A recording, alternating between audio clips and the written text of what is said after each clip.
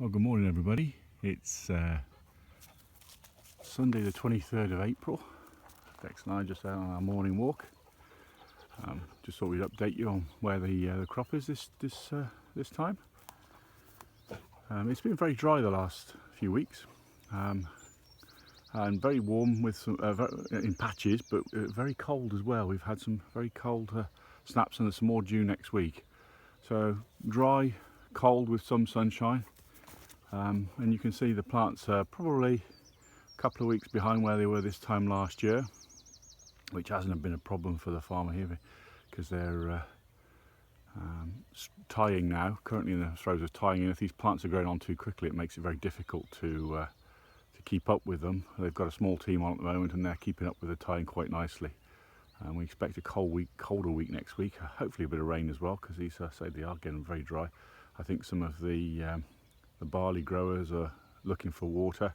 With the hops it's not so bad, the roots go down a lot deeper so they don't tend to suffer quite so badly, but you can see there's cracks in the ground here and that there are some very potentially some problems coming along. Where we are at the moment, we're in Pilgrim hop yard, and to the left there is the hops that got sprayed off a few weeks ago now actually, and to the right of me this is the lot that got left. So you can see already the ones that have been sprayed off are almost caught up with the hops that didn't get sprayed. So it'll be interesting to see how these develop during the year, but they're growing well, everything looks okay. A few aphids about, which is surprising for this time of year, but they're not hop aphids and they don't look likely to spread too much, so they're okay, looking okay. If we look to the left hand side here, we've also got the baby Jester. We're going to have a look at those, and those seem to be developing very well. You can see in here the plants not shooting up as many shoots as the Pilgrim next door. That's because they are babies. This is their first year. So they are looking well. There's not many gaps in there, which is always good to see. You know that the plants then have survived in the winter and they're ready to go. And we're hoping that these will grow quite well. Bit of favourable weather, and they look as though they'll be pretty strong. They're already starting to train themselves, but looking good so far. And just over to the top end here, you can see the soil looks a bit dark up there. That's because the team have been on here putting some farmyard manure, which is one of the best things when you're putting in a new hop yard, or even if you're looking to fertilise something during the year. The farmyard manure is excellent fertiliser for conditions of soil and does a very good job. It's a great way to start the plants off. So you can see on here, this is where the Alicana are going to go, and you can see next job is to rotivate this into the soil itself. It's just on the top at the moment. You see it's a pretty big job getting all this muck on here, but it looks like it's covered very well. And so Rich and the team here will be working on that in the next couple of weeks, getting that into the tilth and then getting the tilth ready for the plants later on in the summer. We've now moved on to the Goldings here, and you can still see there's a fair bit of farmyard manure still to go on, or available to go on if they need it.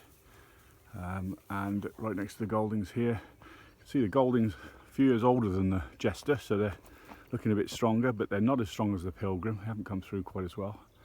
But you can see all the shoots here that these plants are producing, and the next job on here is to get them tied. So growers will select 2, maybe 3 of these shoots per string to give them the best chance with light, and the angle of the strings gives you a good idea what they're trying to do, get the light into the plant to give the maximum number of cones and the fewest number of leaves. So a lot of these shoots will be broken down, bent backwards by the tying team, and then the rest 2 or 3 of each up the string are tied on there in a clockwise direction. You can see this one here, traveling the clockwise direction, following the sun round, and then they'll be ready to go. Once they get onto those strings and the weather warms up a little bit, they'll be flying up there growing very, very fast.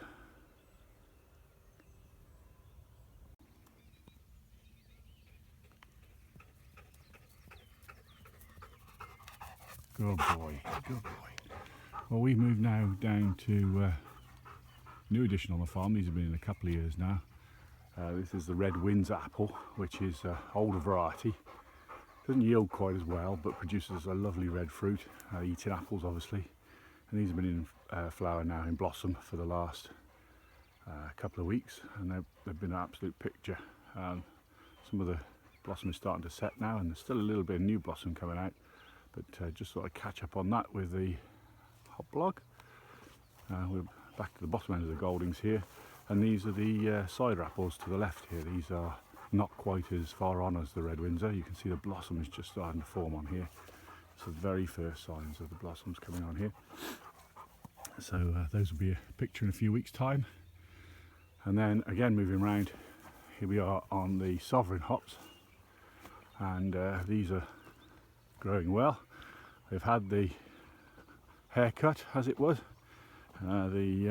These